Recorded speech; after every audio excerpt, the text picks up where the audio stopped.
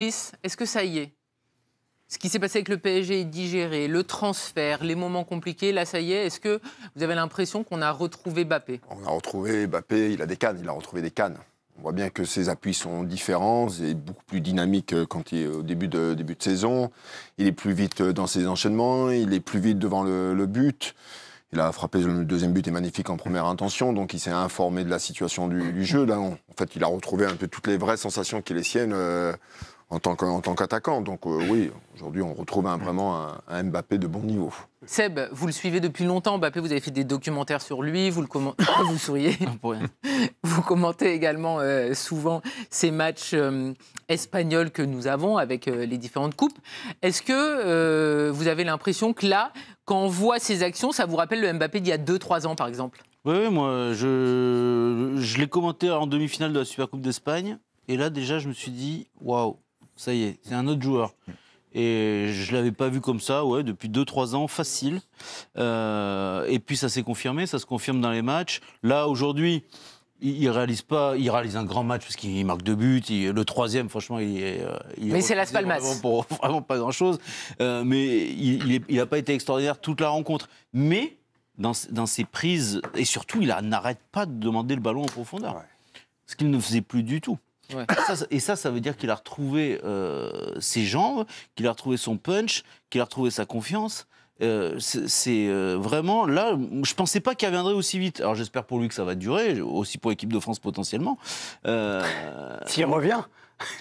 A priori, il a le niveau. Je sais que vous préférez Guendouzi, mais rendez-vous en mars. Exactement. Guendouzi a joué meneur de jeu, il peut peut-être jouer attaquant.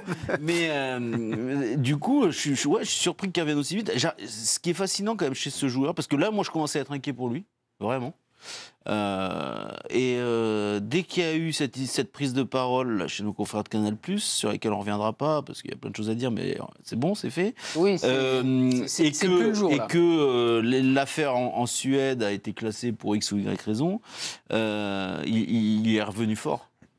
Et je pense qu'il est soulagé chaque fois qu'il parle, quand il y a des grosses choses dans sa carrière ou dans sa vie, chaque fois qu'il s'exprime, qu'il relâche un peu ce qu'il a à dire, il revient. C'est assez fascinant.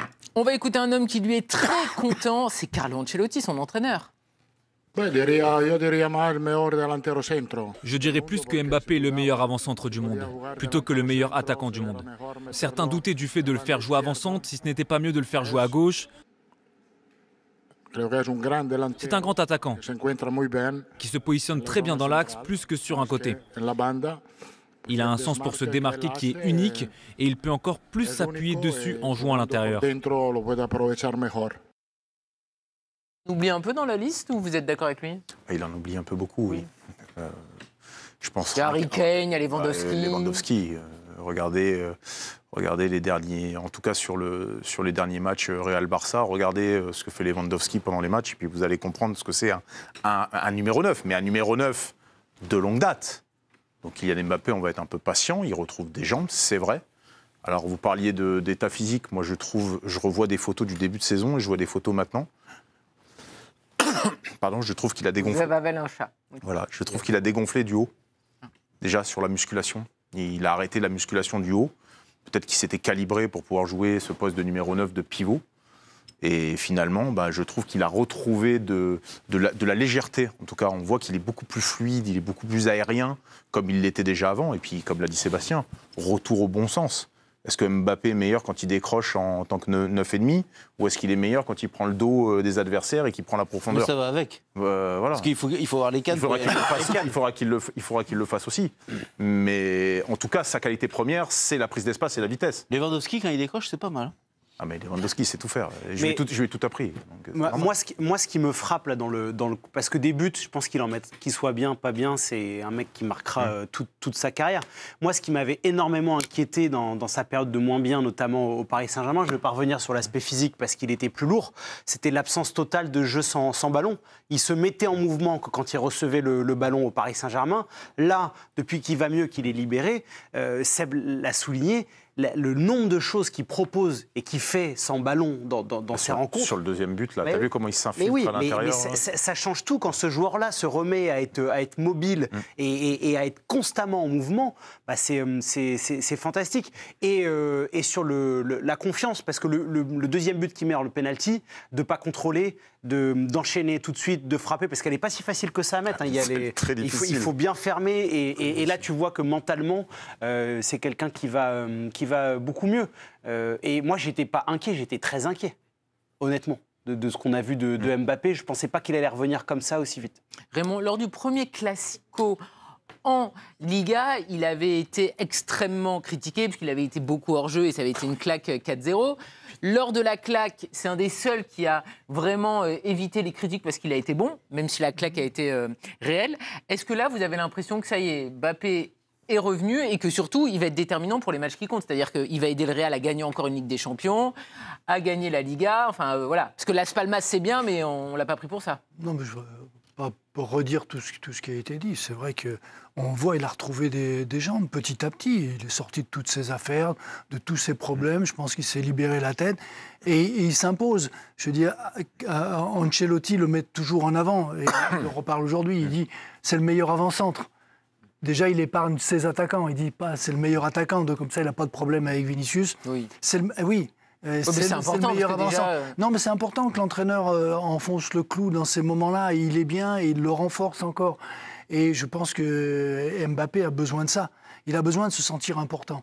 Mais comme physiquement il est mieux, il a retrouvé ce qu'il était capable de faire. Mais dans cette équipe-là, oui, il va marquer 25 buts tranquillement toute la saison.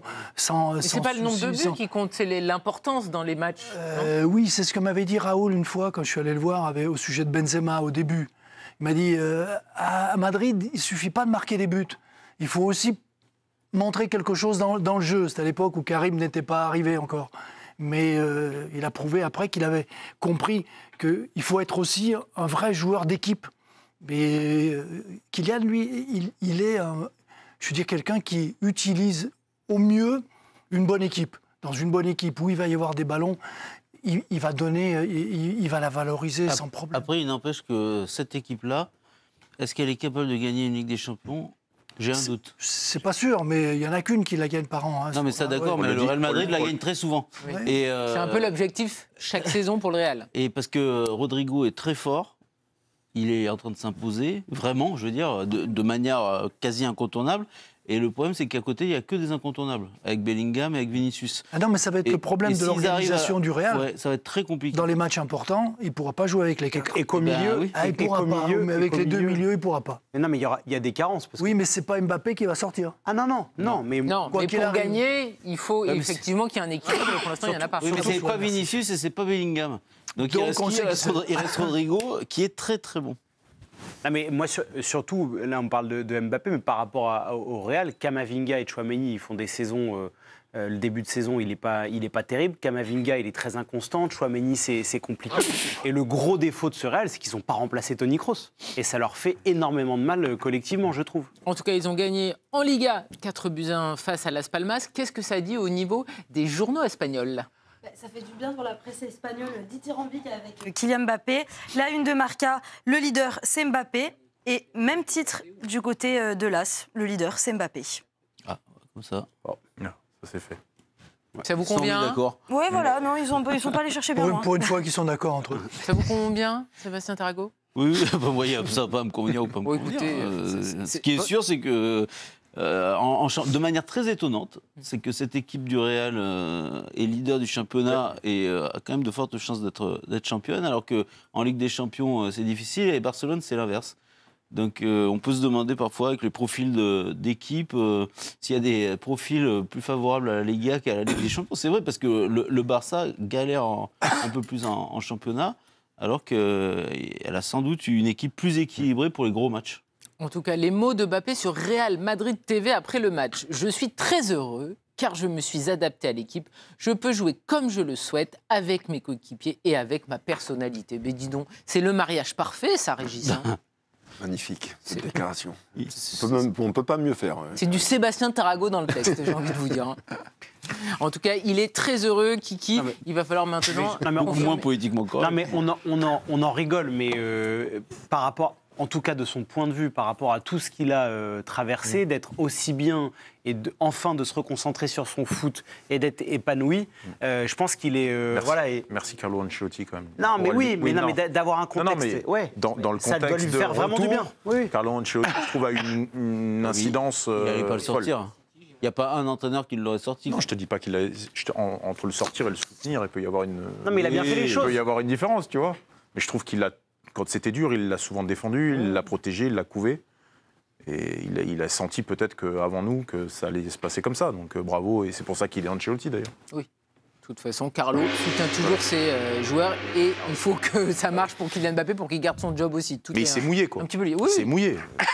Et on suivra ça en Ligue des Champions. Évidemment, on rappelle que le dernier match de Ligue des Champions du Real, ça sera sur la pelouse du Routourou. Et oui.